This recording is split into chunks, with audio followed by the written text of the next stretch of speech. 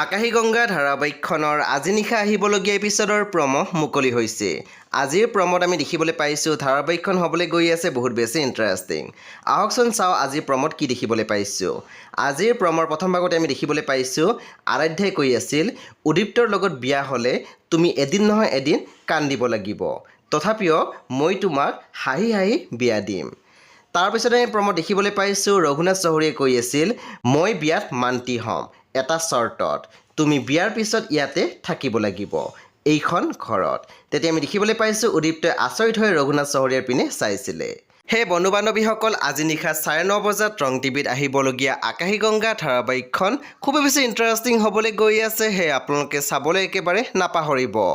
পৰৱৰ্তী আপডেটৰ বাবে আপোনালোকে মোৰ চেনেলটো ছাবস্ক্ৰাইব কৰি কাষত থকা বেল আইকনত টিপি দিবলৈ একেবাৰে নাপাহৰিব। আৰু প্লিজ আপোনালোকে মোৰ ভিডিঅ' এটা লাইক কৰি দিব।